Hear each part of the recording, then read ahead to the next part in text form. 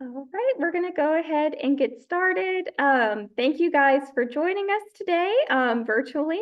My name is Amy. I am the branch librarian here at Ascension Parish Library in Dutchtown, and I'm super excited to hand it over tonight to Josh Bycer, who is an author and the owner of Game Wisdom, and he is here to talk to us about the history of video games, specifically about consoles and handhelds. So I will go ahead and turn it over to him. Thank you, Amy. And thank you, everybody, for coming out. Are you recording this, by the way, Amy, or no? I wasn't sure. Yes, we are recording, and if it's okay with you, Josh, I'll keep an eye on the chat, and if anybody has any questions, we can get to them at the end. Sounds good. All right. So, yes, please welcome everyone to the History of Video Games Part 1, where over the next hour, we're going to go over a crash course of about 40 years of the consoles and handhelds that kind of shaped where the game industry is at today. So a little bit more about myself as I get these little Zoom controls out of the way here. So I run again the website and channel Game Wisdom. I've been studying the game industry for more than a decade, and in that time I've ran books, put on many YouTube videos and talks about game design. I've interviewed lots of people in the space, and as in kind of quote unquote old man, I've been playing video games since the 80s, and I've had a chance to play almost all the major consoles released since then. Now, when we talk about the video game industry, trying to decide on what is the first has been very much debated among a lot of people. Some argue that the first game, or we count the first video game as anything that was electronic. Some argue that the first game to be played through a computer would be considered the first video game. One of the early contenders for this was the game Tennis for Two, and this goes way back to 1958. The reason why this is considered to be the first is that it was the first time that a game was ran on a computer with these images being generated on this lovely little device that you see on the right-hand side. But as a game, it was not really sold to the grand market. There really wasn't any real way to play games in the public space, at least electronically, at that point. As computers and that level of technology was pretty much kept to universities and the military still around there. Now, for a lot of people it could be considered like their version of the first game, that goes to Space War. That was developed at MIT back in 1962.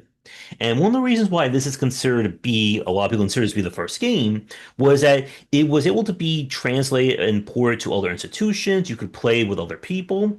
And it's also considered the basis for the very first arcade game.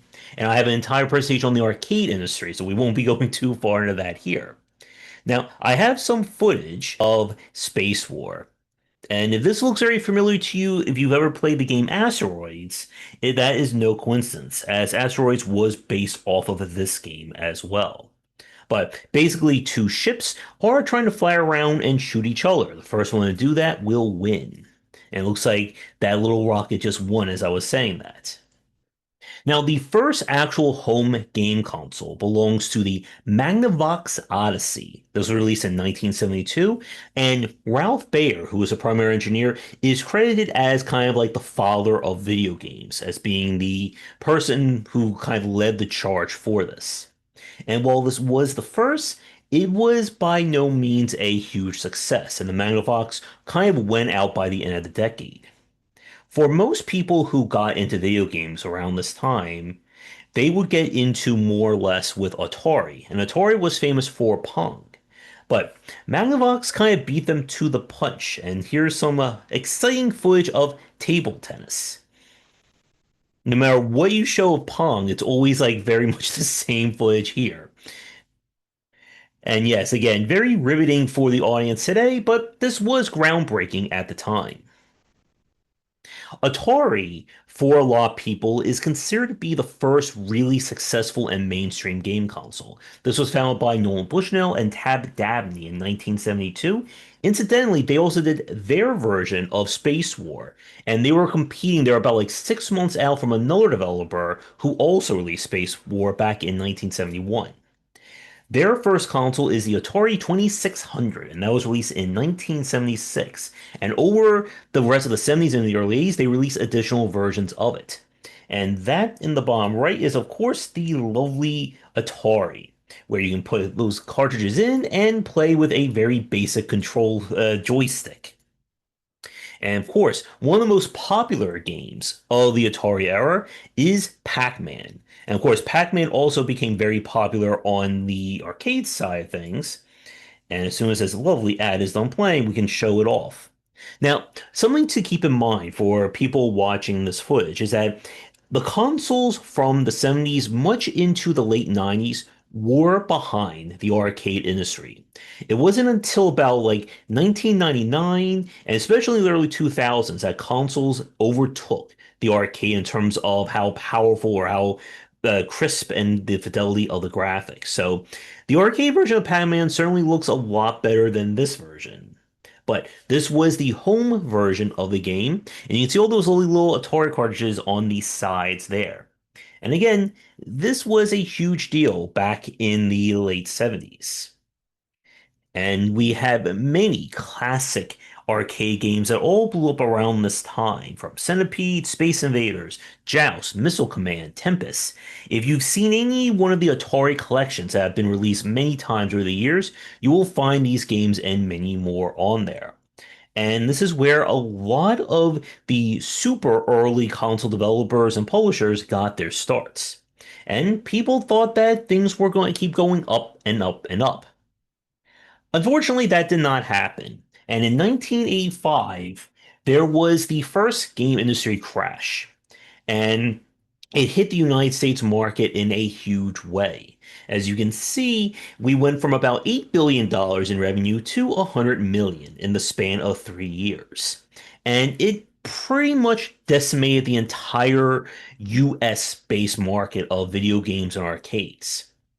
Now, people have been theorizing and talking about this for years as to what caused the crash.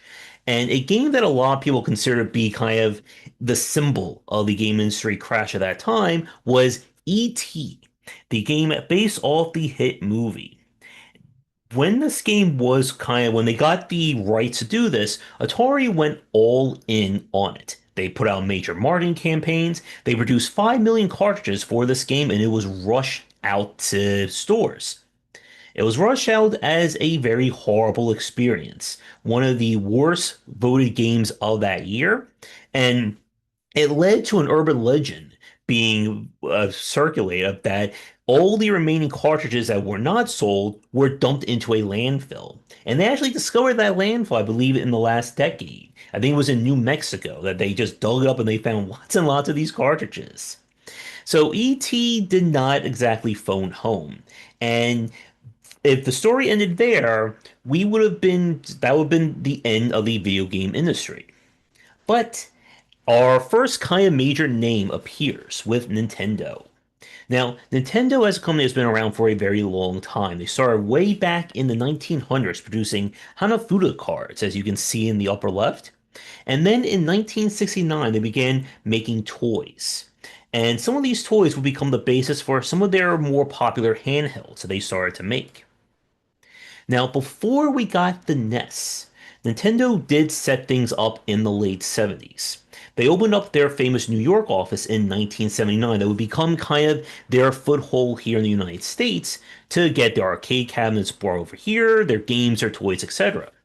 1980 was the Game and Watch. This was kind of their almost like they're like the prototype for the Game Boy that will be coming up later in this presentation. The Game & Watch each had one game on it. You buy it, you play that one game, and you can collect all the different versions of it. And of course, what also helped kind of get Nintendo a foothold here was the immense success of Donkey Kong, released in 1981. Now, before the NES came out, they put out the Famicom or Family Computer in Japan. And here are just some of the basic games and the look of it. And this should look very familiar as an early step for what we would get in 1985 with the NES. The Nintendo Entertainment System was their official major release back in 1985 and brought with it a lot of popular games, from Super Mario Brothers to Donkey Kong to a very impressive library that would span just about a decade of titles. These are just a few of the many, many, many popular games that came out. And again, this is a presentation talking about the hardware. If it wasn't, we would be probably spending the next 20 to 30 minutes going over all the phenomenal retro games and games that really shaped the era of the late 80s into the 90s. A lot or most of Nintendo's success at this time is attributed to their president, Hiroshi Yamauchi. He was the president of Nintendo from way back in 1949 up until 2002. Now, while he wasn't a huge video gamer himself, he was a very shrewd and very cutthroat businessman. There are stories of this guy, and you do not want to be on the opposite end of the negotiating table with him. And it's that kind of nature that would lead to Nintendo's success, but would also lead to some of their major problems that they would have in the 90s into the 2000s. Now, one thing that is very interesting, and this is something that I didn't really learn about until about a decade or so ago, is that Nintendo was hated by developers and publishers in the 80s into the 90s. Because the NES was really the most popular console and really the only solid console here in the United States, Nintendo had basically a monopoly on the console market. And this was on top of the fact that they were using their own cartridges. So whenever you saw a Nintendo cartridge on any game from any developer, that came from Nintendo themselves. So when you want to work with them, you had to pay for basically the licensing, or they would charge you for every copy of your game sold. And they would also charge you to manufacture and produce the cartridges for your games. So they basically controlled every aspect of a game getting out there to stores. They also affected what kind of content games were allowed to have on there. And while the more interesting and sometimes more divisive Japanese only NES games never found their way over here because, well, Nintendo didn't want to rock the boat that way. As a bit of a fun trivia, the classic game Castlevania that has you fighting vampires with holy water and holy crosses, one of the weapons was a holy cross. But Nintendo didn't want to upset Christians here in the United States, so they forced Konami to change it into the holy boomerang. And it kind of stuck ever since. But Nintendo at during this period, they made a lot of money, probably more than we will ever know, considering all the deals they made for licensing and the cartridges that they were sold.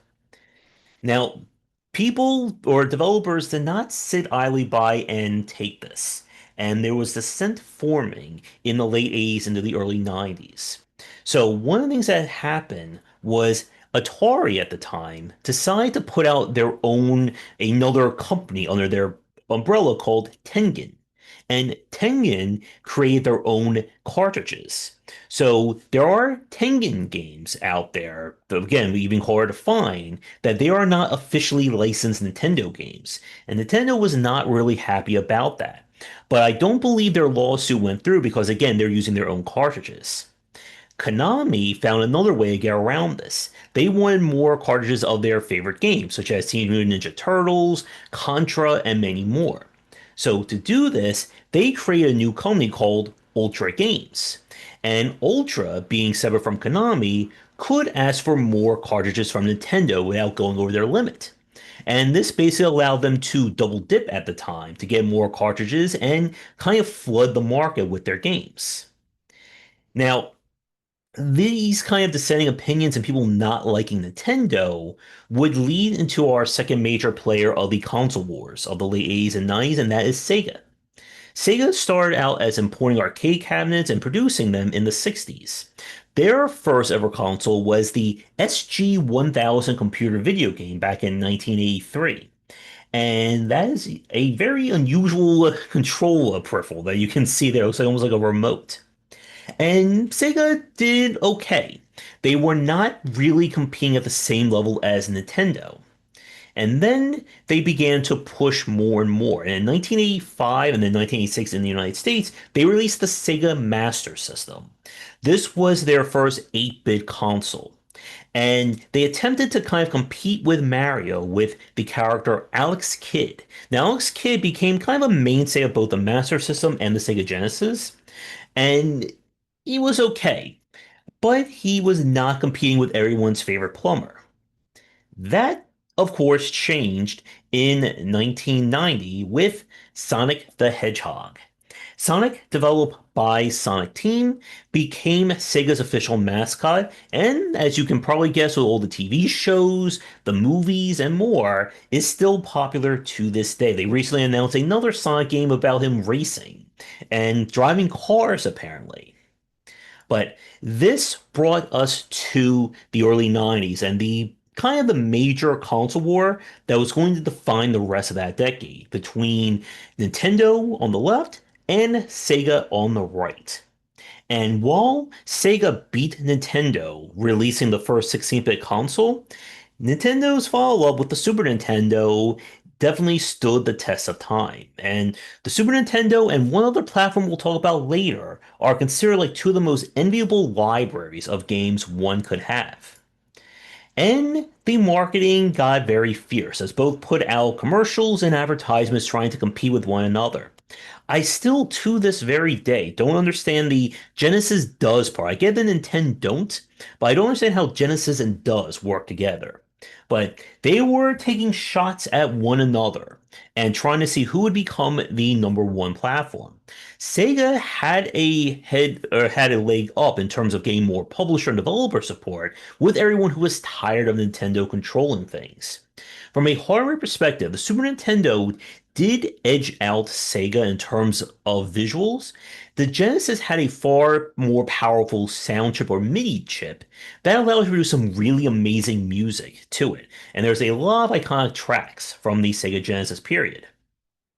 Now, when we talk about these two games, and now this footage is directly from me, so there shouldn't be any ads, I hope. But thank you, YouTube, for proving me to be a liar once again.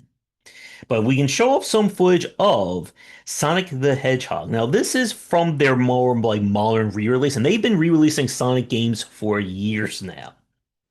The differences between the two, Sonic went for kind of high-speed play. As I'm still trying to move very slowly, it's not a game where you want to play at high speed unless you really, really know what you're doing. And this was also one of the first early games to have kind of like its own physics engine. As you can see, Sonic kind of moving with like the ground at different elevations, high speed, and all that. And of course, this will continue into many more games, the 3D titles, and just all the other spin-offs that we've seen. Now, as long as this doesn't get too bad, I can move things on to the next slide if there we go. Now, with Mario, Mario was more or less became the standard for a lot of 2D platforming. Super Mario World is by far one of the most played, referenced, and discussed 2D platformers of all time. It got very huge renewed interest with the kind of play known as speedrunning that got popular in the last decade. There are people who've made mods of Super Mario World, their own takes on it, and it's just a game that it just is just wonderful all the way through. While it's certainly not as fast paced as Mario or as Sonic, it makes it with just the sheer variety of content, secrets, and all that great stuff. The early 90s brought with it a huge aspect of competition in the market. And this kind of became a huge aspect of trying to see who would compete or be number one. So we entered the wild 90s of the console market with kind of Sega proving that we could make a console and succeed without needing Nintendo's control. It led to a lot of other developers trying to compete in the space. So a few of the other standards or standbys for this, we had Atari with the Jaguar, which was one of the first fully 3D platforms. There's, of course, the Panasonic 3DO, which was a console that I had, and the TurboGrafx 16. That was another more powerful console. And while these, especially the TurboGrafx, had their own fan base and market, they ultimately weren't popular enough to compete directly with Nintendo and Sega. During this period, there was really no rules in terms of control pads, what kind of gameplay you wanted to include, and everyone was just trying to do their own thing and figure things out. This is the decade where we saw the rise of everything from first-person shooters, city builders, strategy games, Metroidvanias, and a lot more. And I could ramble on about those for a very long time. Now, from Sega's point of view, the 90s was a period of them trying to do anything they could to get a leg up over Nintendo. And they experimented with some very interesting hardware features and abilities. So the first was the Sega CD in the upper left. This was the first time that you could add on to a console and gave it CD playing functionality, and there were their own games meant for that. Following that, they put out the 32X add-on, which is that lovely little thing you see on the upper right-hand side. You slap that thing on, and the games you could play were made to be like 32-bit, so a higher quality. A very interesting experiment they did was with the game Sonic and Knuckles, which was a cartridge that by itself would just play the game Sonic and Knuckles. But you could open up the top and put other Sonic cartridges in to get additional gameplay and features out of those games. So like the real like ultimate challenge was playing Sonic the Hedgehog 3 added on to Sonic and Knuckles. And it was considered by many to be one of the best Sonic games of that era. They put out their next console, I believe that was 1996 with the Sega Saturn. This is when we went fully CD base. And unfortunately, it didn't do all that well. There are some huge collector's items from the Sega Saturn era that can cost you quite a pretty penny if you want to acquire those original versions. Sega's final console came out in 1999 with the Sega Dreamcast. And for about a year or so, it was considered the most powerful console on the market. Using a lot of the framework and technology they built for their arcade cabinets, it also had the lovely little device known as the Virtual Memory Unit, or VMU. You can kind of see the image of it right there, that you put in, you basically take those little things down, they act like a little like mini handheld. You can play little games with, do other stuff, and also save your games. Unfortunately, it didn't work out for them, and there's a big reason why that we'll be talking about in the next few minutes. Now, on the Nintendo side, following the Super Nintendo's release in 1991, there were only two other major consoles released, or kind of major names from Nintendo. We had the Virtual Boy, which was the first official like Nintendo absolute failure from a hardware perspective. This was a device that was meant to capture the growing popularity of VR. The problem is you can only look at it in red and black. You have to like stretch your neck and look in to view it, and it was just an eyesore. And it brought a lot of scares about this causing eye strain or other eye problems, and it quickly disappeared. More popular, however, was the Nintendo 64 that gave us their first fully 3D console. The Super Nintendo did experiment with 3D in the form of the VFX chip that was kind of part of their final set of games, like later on in the SNES's life cycle, but it wasn't really a fully 3D playable games. Not in the same way as the N64 was. And the N64 brought with it some amazing titles, including, of course, Super Mario 64, which I'm pretty sure if I try and play this, it's going to cause some problems. But we'll see. Oh, we actually got footage this time. And this is footage of me playing the game as well. But Super Mario 64 was a watershed moment for Nintendo, for 3D platforming, and for Mario as he just slammed into the ground there. Super Mario 64 brought with it kind of the benchmark for 3D platforming that followed for many years to come.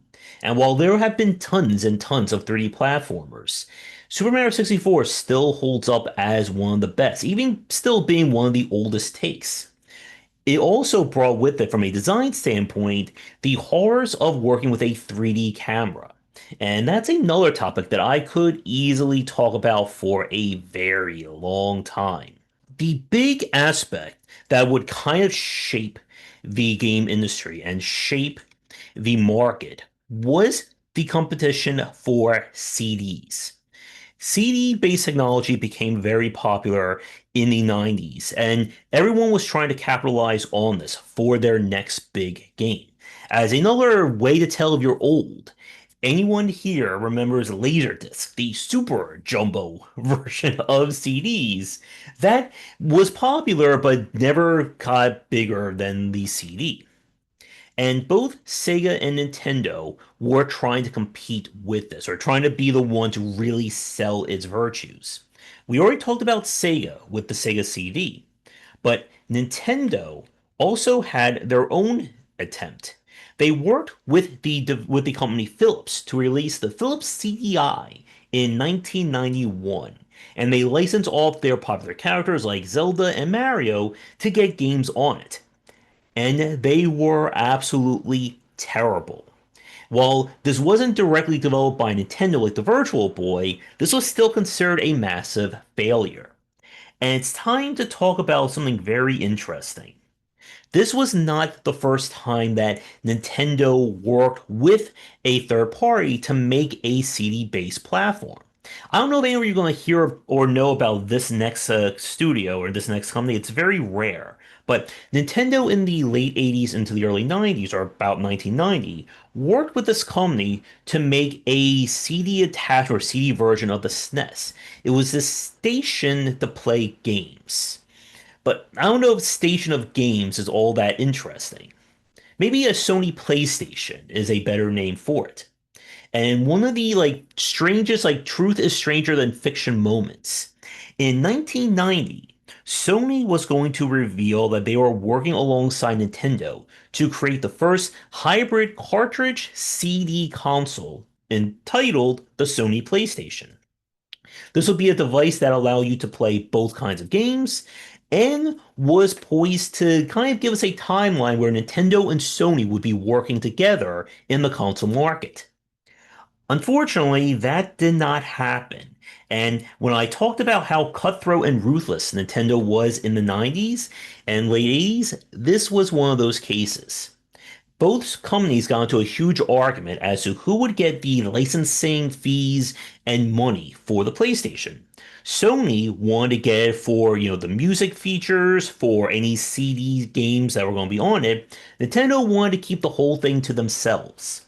And Nintendo went behind Sony's back in a huge way.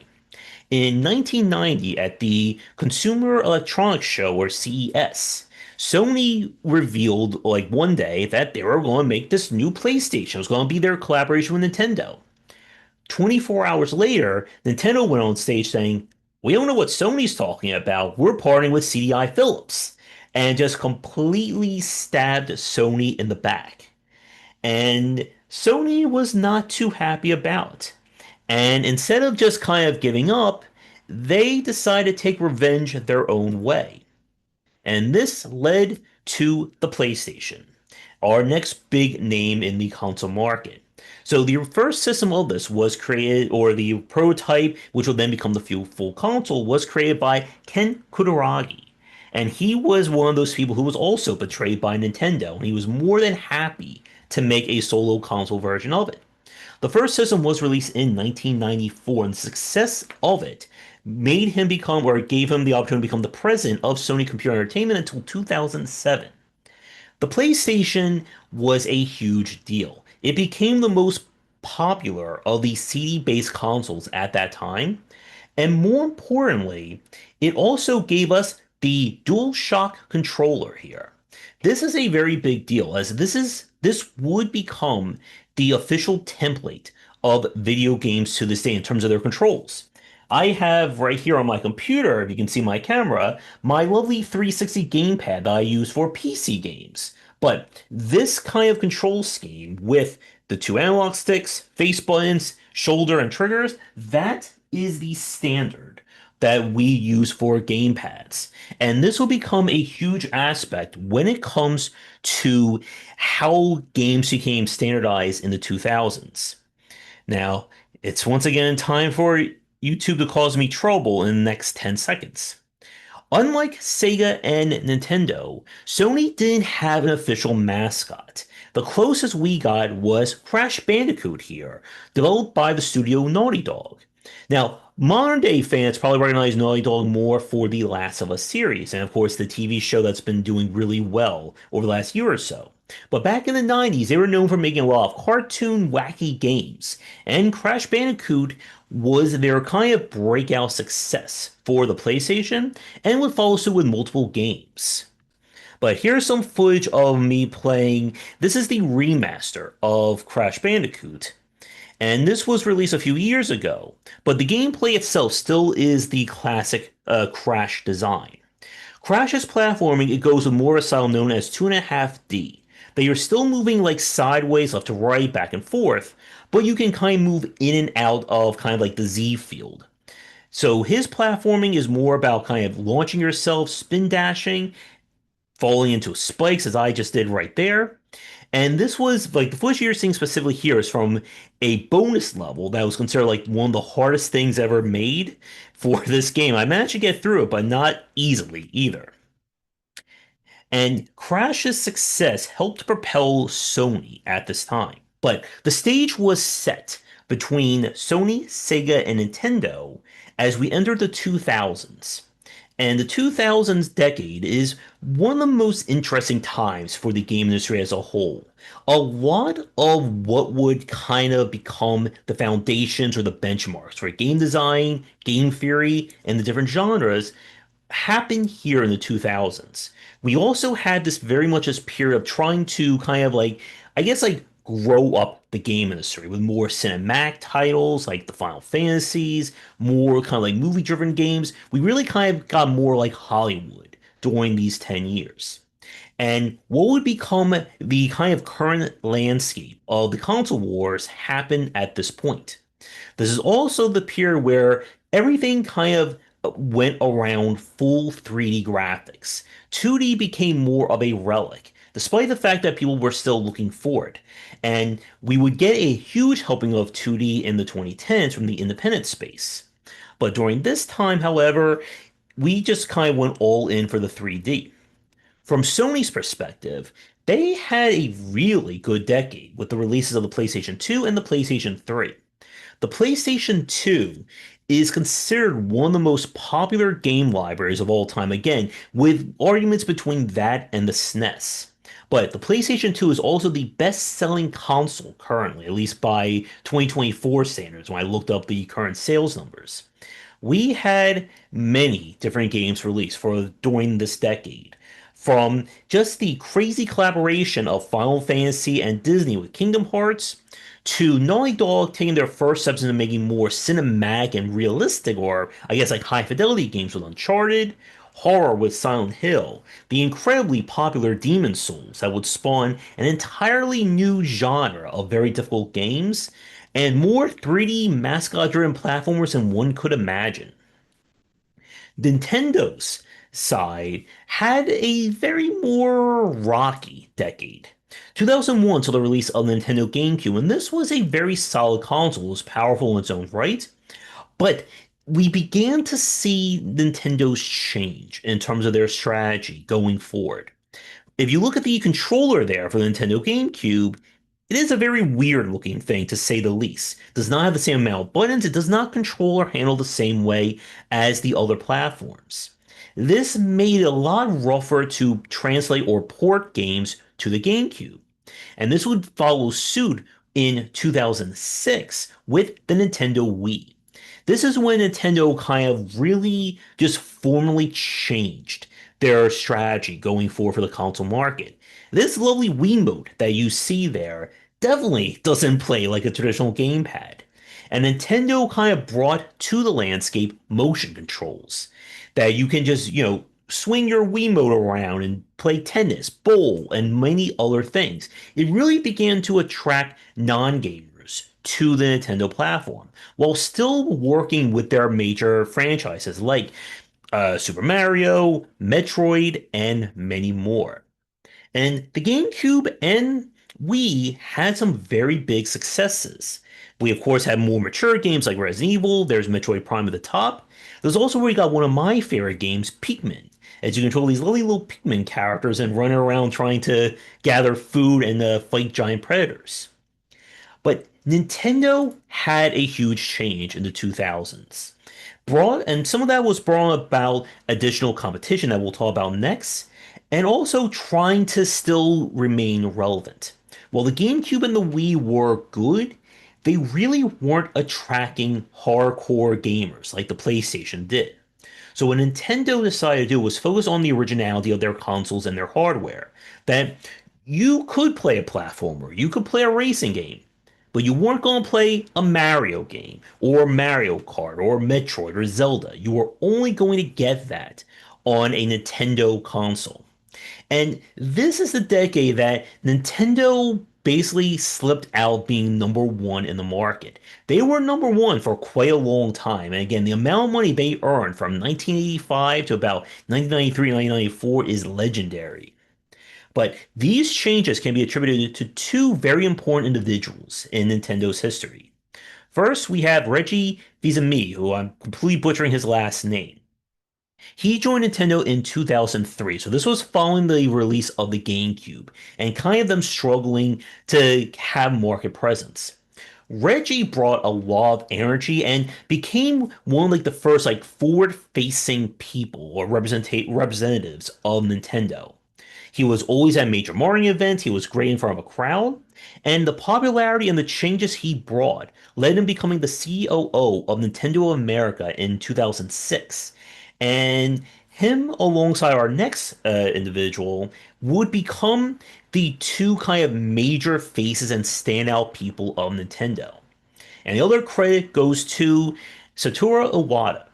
He started out as a game designer from one of Nintendo's kind of in-game studios, HAL Laboratories, and he rose in popularity and status to become the president of Nintendo of Japan in 2002. And him alongside Reggie really brought a lot of energy and creativity to Nintendo over that decade. So much of Nintendo's change, and especially their market perception, changed thanks to these two men.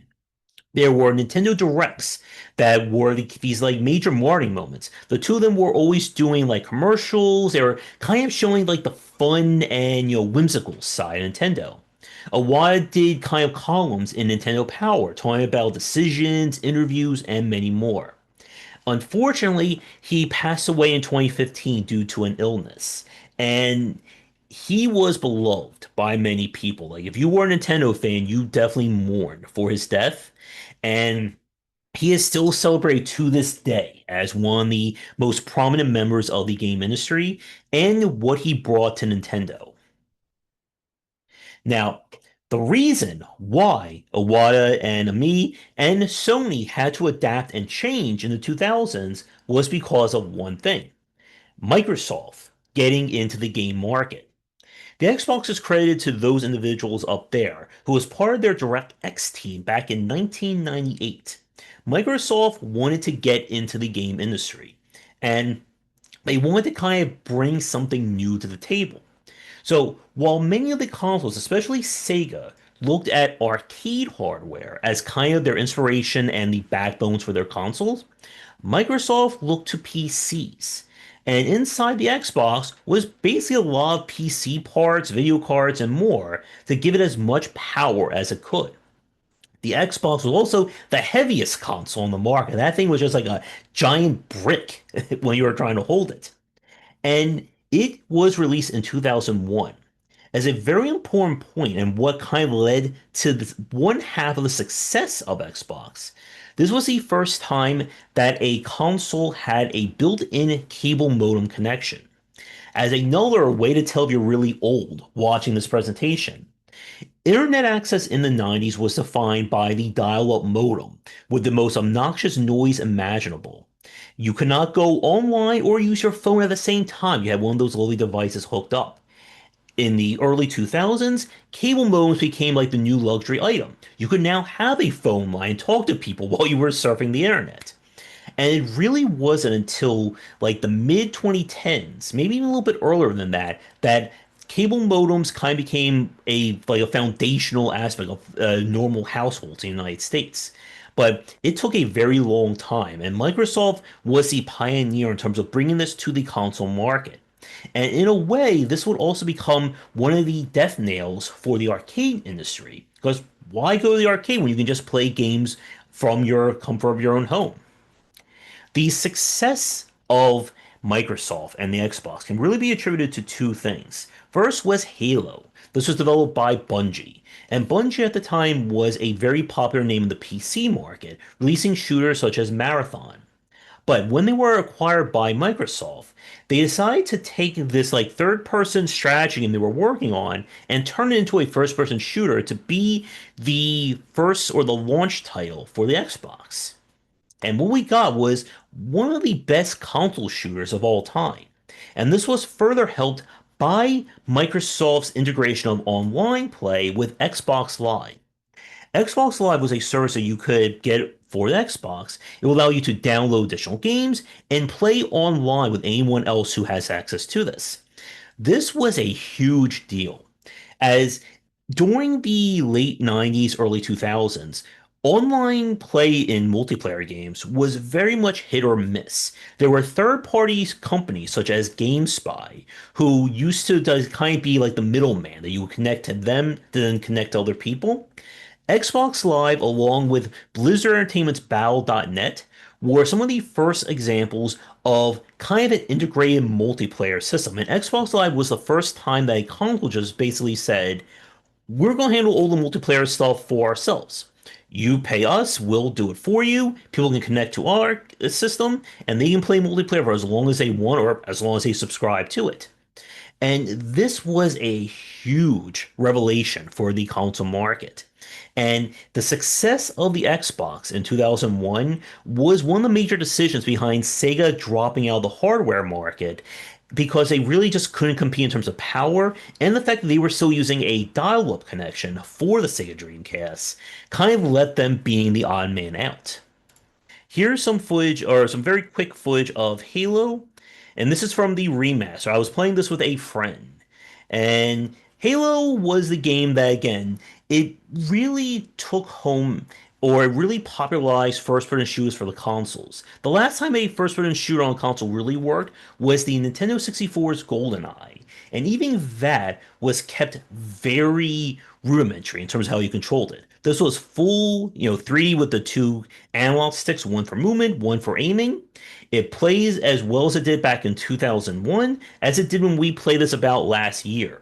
And my friend and I played this on, I think, the second hardest setting, and it was a bit of a challenge, to say the least. While the Xbox was popular, it really was their next platform.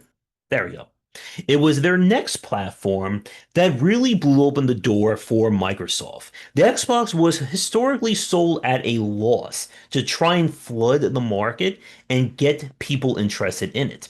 But the Xbox 360 that came out in 2005 was a far different story. This is when we really got the integration of online play and online features. You can now download games from small titles to larger ones using the Xbox Arcade. This is when we got to the era of downloadable content, being able to download additional features for games either for free or at a cost. One of the more successful games in this particular model was the Guitar Hero Rock Band side of things, which first started out as Harmonix and then was taken by other studios, where you could download additional songs to rock out to or sing out to, or in my case, be horrible at, and you will not be hearing me sing during this presentation. But this is when we officially got to kind of the new major console war between Microsoft's Xbox and Sony's PlayStation. As I said, Nintendo's strategy at this point was kind of to become the original number two option. That you're going to buy an Xbox or a PlayStation for all the really big, major names, your Maddens, which will eventually become your Call of Duties. Again, you're going to buy a Nintendo console if you're into those very original games that you will not see anywhere else. Now, some of the big successes from Microsoft is definitely more on the power side in terms of games that looked and play really nicely, but they did have some original franchises of their own, such as Gears of War on the left and Crackdown on the right, and of course, all the many Halo games that were released during this time. Now, The 2010s is where things kind of began to wind down. So this is a good time to kind of take a stop and talk a little bit more about the handheld market and how things grew and changed over the years.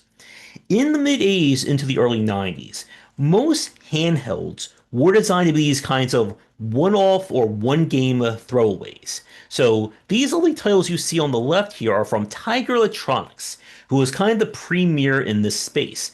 And if there was a movie, a hit cartoon, whatever kind of property, more than likely they were putting out a little electronic that you could play. They were quite collectible, but also very limited.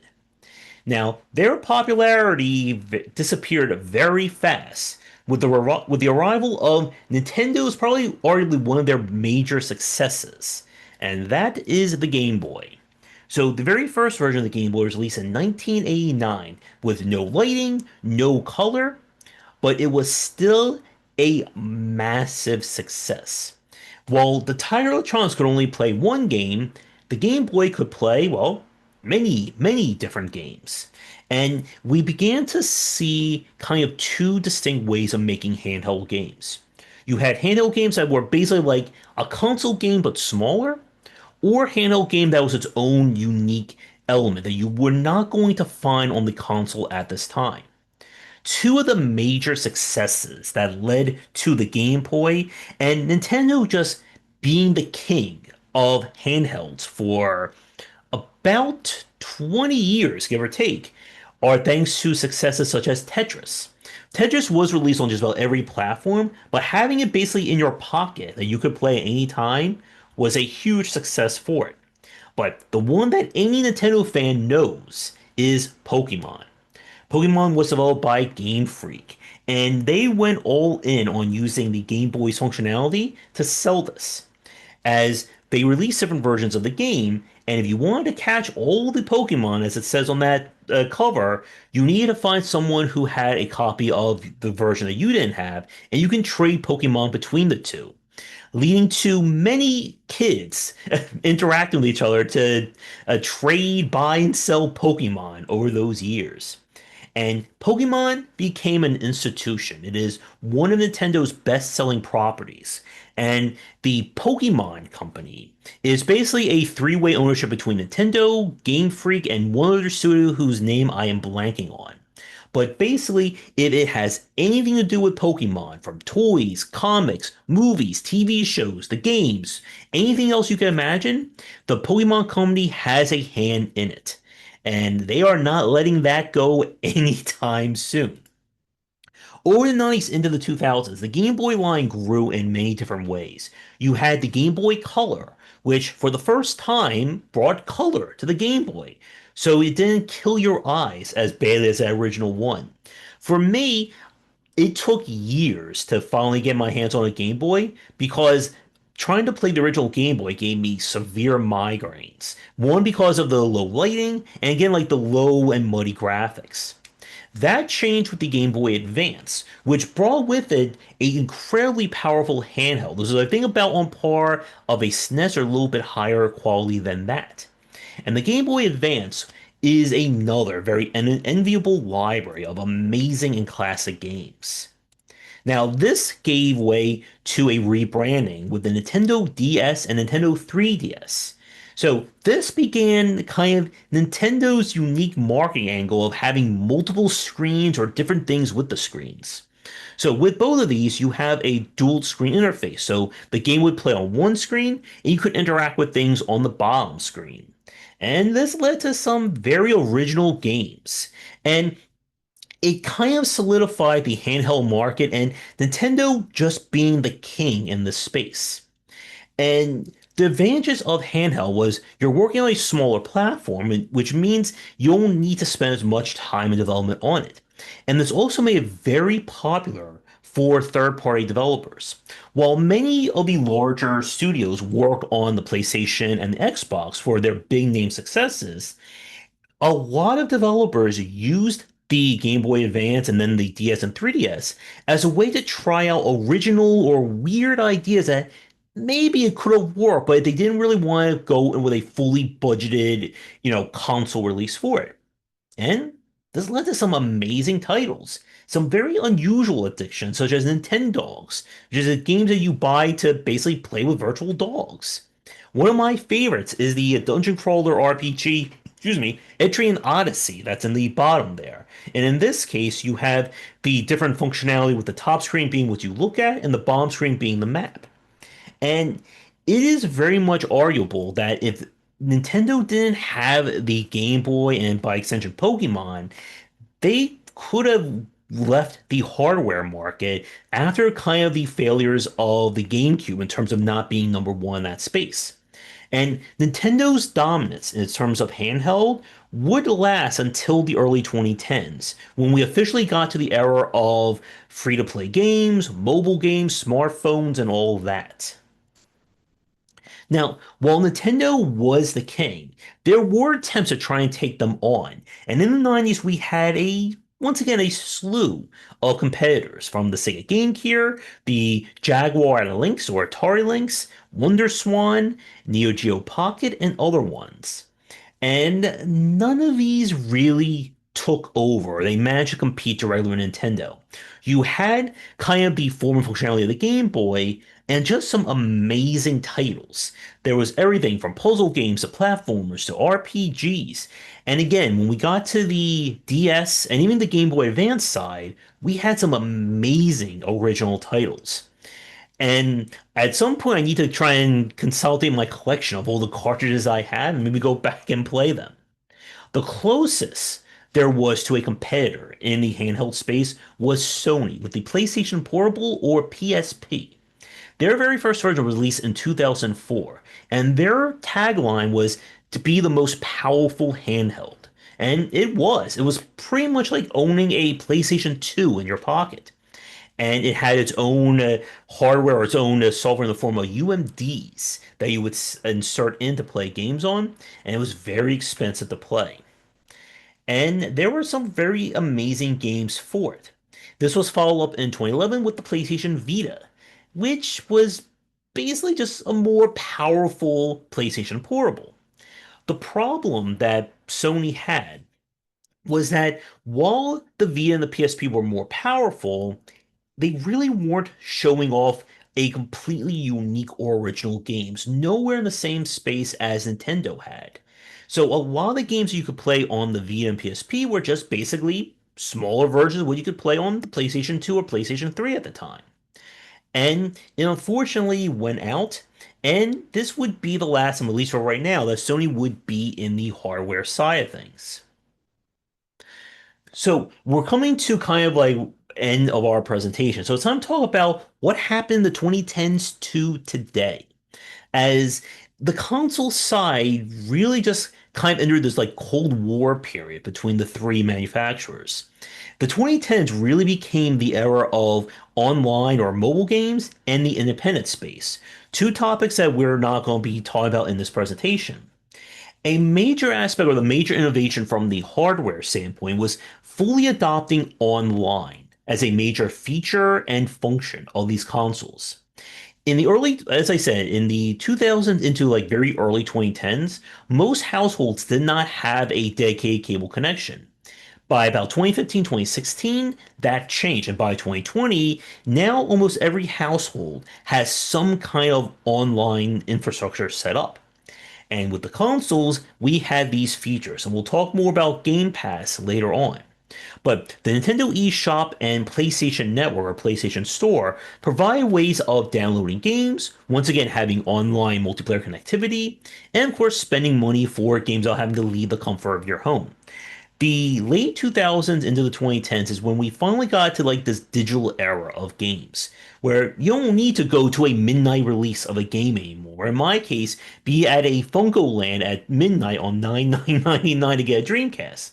If I want to own a game, I can pre-order on any platform, download it, and the second time clicks over to it being released, I can play it, which is really great, especially for parents who never have to rush out to be there at hour one for a game release. The 2010s was a very interesting period for Nintendo, and we saw once again them having a lot of trouble and then bouncing back in a huge way. The Wii U that was released in the early 2010s was kind of a failure. It was a very solid system nonetheless, but a lot of people were confused by it. They thought, is this, the Wii 2? Is it an add-on to the Wii? It looks nothing like the Wii, as you can see by this image. But it did have kind of the factor of being the first game console to not require a TV.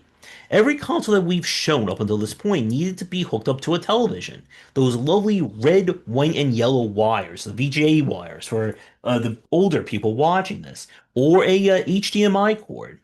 With the Wii, the screen's built right into it, and this would, of course, become a major selling point for their next console. Now, as part of like one of like Iwa's time as the COO of Nintendo Japan, they also oversaw the release of the Amiibos. Nintendo finally capitalized on all that brand awareness and recognition they built up over the years to release some very addictive figurines you could buy. You could collect them. You could even use them in different games. If you can see in my camera behind me, I have a whole lot of amiibos on my dresser behind me, and many more in this room. And it was just a gangbusters idea. But Nintendo bounced back in 2017 with the release of the Nintendo Switch. This brought with it the first completely, fully portable console. You didn't need a TV at all. As long as you had the console and the charging station, you can play this anywhere and any when that you wanted. And this would become a kind of a new hardware war that we'll be talking about in the next few minutes. Sadly, now that we have a portable console, there really wasn't a need for a Game Boy anymore, and Nintendo has kind of delisted and kind of washed their hands of the entire Game Boy side of things, which is very painful for me as I love my Nintendo DS and 3DS, and they are still around here somewhere. The success of Nintendo Switch also was thanks by some major games, including Zelda Breath of the Wild. Smash Bros. Was developed by a new kind of major name in Nintendo, Masahiro Sakurai. I'm pretty sure I'm butchering his first name, who has become a very prominent name at Nintendo alongside, of course, Shigeru Miyamoto. And Nintendo once again is capitalizing on the originality and uniqueness of their games. As of right now, Nintendo, as about a week or so ago, has released the Nintendo Switch 2, which is currently selling, like, once again, a huge deal with their premier game, Mario Kart World, which I am terrible at. In regards to kind of the current state of ownership or control of Nintendo, Shuntaro Furukawa is the current president of Nintendo Japan, and Doug Bowser is the president of Nintendo of America. And yes, people checked, it's not Bowser running Nintendo, although there were a ton of jokes about that at the time of his announcement. Xbox is currently ran by Sarah Bond, who also has the distinction of being the first woman to run kind of the major division of a game company in some time. And Microsoft's games division is still being helmed by Phil Spencer.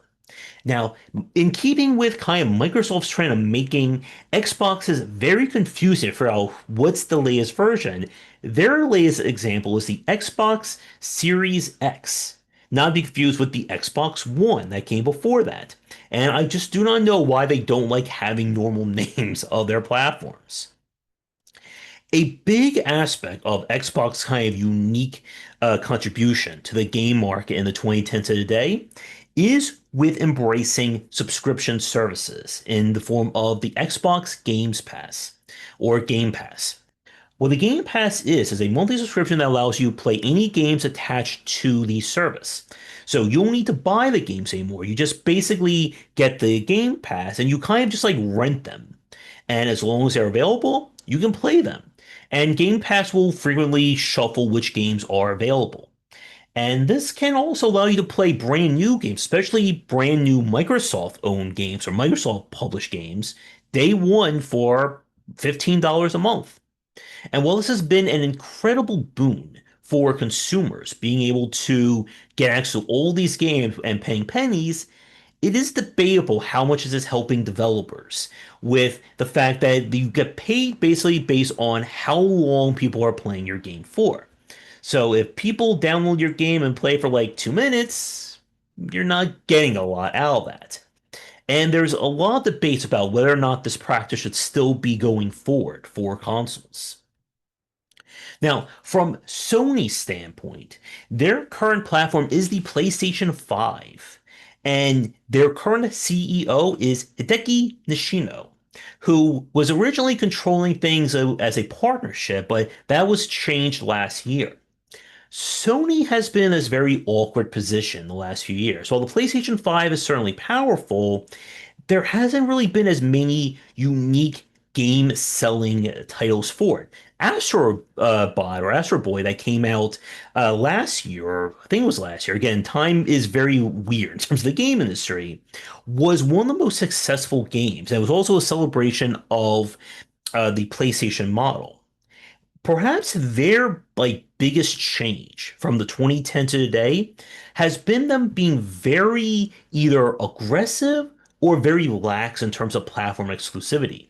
There are games that they've kind of been moving away from first party exclusives, games that you could only play on a PlayStation. Over the last few years, some of their major names, such as God of War, Insomniac Spider-Man, and many others, have been brought to the PC.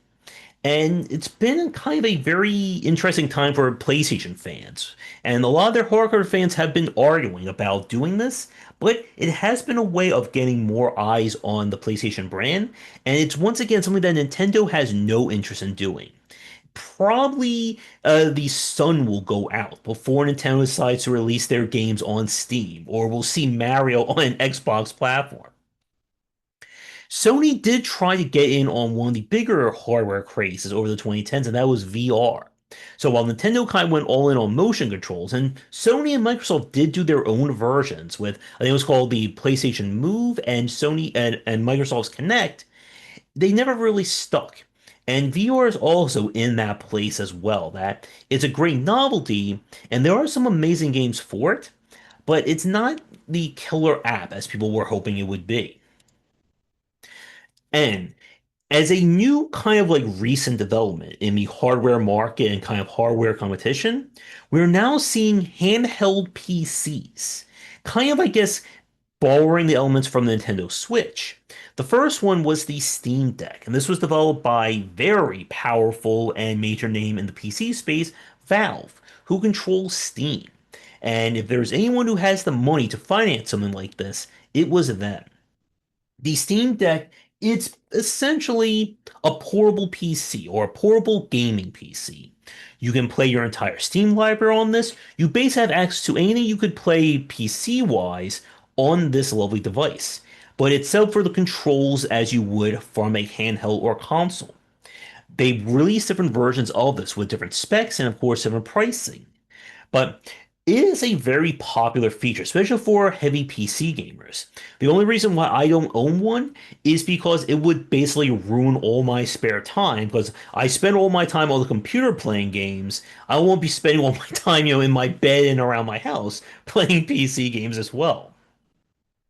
And they also have competition from other developers who are making their own takes on this kind of handheld PC. So to wrap things up for this presentation, where we're at right now in 2025 and beyond is we're in a very murky position in terms of the game industry. There was a very much a quiet game industry crash that happened in late 2024, and what we're feeling today with a lot of major investors and publishers kind of shuttering game studios. There was a huge boom in the game industry market in 2000 with COVID-19 locking everyone down, people getting really into games. So a lot of people began to invest heavily into video games. What happened was, well, when those restrictions lifted, a lot of those people stopped playing games. But those investors wanted more money. And in order to get out, a lot of studios were closed. And we're seeing even more of that happen in this year, with many layoffs happening. As of the success of the Switch 2, again, with it only being about 2 to 3 weeks old at this point, it's still too soon to talk about that. But literally, as I was finishing up this presentation, I was doing a check earlier today. Xbox or Microsoft was putting out news that they began talking to maybe considering a rumor about having a new Xbox in development. Still nothing concrete from PlayStation at this point. But one of the other interesting trends, as we were saying, is that for Sony and Microsoft in particular, they are really moving away from platform exclusivity as a major point of selling. That it's not really about you only owning an Xbox Series X or a PlayStation 5, but about having really amazing games you can play anywhere. So we're seeing again, like with Games Pass, having more games available on PC. That's actually been how I've played so many Microsoft games over the last few years, because I haven't owned an Xbox since the Xbox 360, I believe I had. And with Sony bringing more of their first-party games to PC has also been an opportunity. Now, whether or not Nintendo will follow suit, nobody knows. Like I said, if it does happen, that we may need to be worried about, an asteroid hitting us, because that could be a huge change in terms of the space. But with that, and over the last hour, I hope I didn't ramble too much, we still have to talk about Sega very fast. Sega has surprisingly bounced back in recent years. They've been doing really great jobs of publishing games. Sonic has seen renewed interest, and they have been doing a really great job as a publisher. Even companies that were starting to be hurt in the mid 2010, such as Capcom and even Konami, who had a major falling out, are showing signs of renewed interest. And we've really entered this period where a lot of developers or a lot of people are understanding how much of a value there is in great games rather than just having the newest and fanciest hardware. And as a final point, if you are interested more in the history of Nintendo, a book that I read that still holds up to this day is Game Over. Press start to continue. This came out, I believe this was about 2008, 2010. But it basically chronicles the history of Nintendo up until I think this was the GameCube, or they may have had additional chapters after this. But it's a fascinating read into understanding how Nintendo went from being an underdog to the top dog to kind of letting that overconfidence be a major death for them or major hurt for them in the late 90s into the early 2000s. But with that, do we have any questions from the audience as I can finally pull up the chat and see what we got here? Nintendo versus Sega. We could say that Nintendo versus Sega was really like the first major console war. The combination between like Atari and Magnavox, or even Atari and the Intellivision, was there, but it didn't really be as dramatic or as impactful as when we got to Sega versus Nintendo. As the two in the early 90s were really directly competing with each other for hardware. And this would again lead to the kind of integrations of CDs, the whole Sony fallout, and again, the rest is history. Let's see. Ever had to do the Xbox in the oven trick? Thankfully, I did. I avoided the red ring of death. What Christina is talking about is the original Xbox 360 had a very overheating issue. It had a lot of hardware problems that led to the infamous red ring. When you turn on the Xbox, if you get a green light, you're good. If you get three red rings, it means your Xbox is a DOA. And no, thankfully, I was able to avoid that. The name of my YouTube channel is Game Wisdom. I'll be having a slide with all the ways of following me in the next minute or two after we're done with questions. And if we want to really go old, who here remembers blowing into the cartridge for the NES? Because that's another very old school trick to get games working. And as We it, have a hand up here in the library. We do sure. remember. Oh, no, they were just saying they remember the blowing in the cartridge. hmm As a fun point, I didn't include this in the presentation, but as a very interesting aside, there's of course the Game Genie. That was a hardware you attach into games to input cheat codes that Nintendo tried to sue them over, but it didn't go through because it was considered like its own little toy or a separate attachment. I'm pretty sure somewhere in this house I have my old Game Genie book full of all the codes I could input for that. But yes, there were plenty more hardware, but these were kind of the major names in the space. But yeah, people try to experiment with everything. even the Power Glove, which I think I will have to include that in the Nintendo section because more people need to know about whatever the heck that was in terms of how you would use it.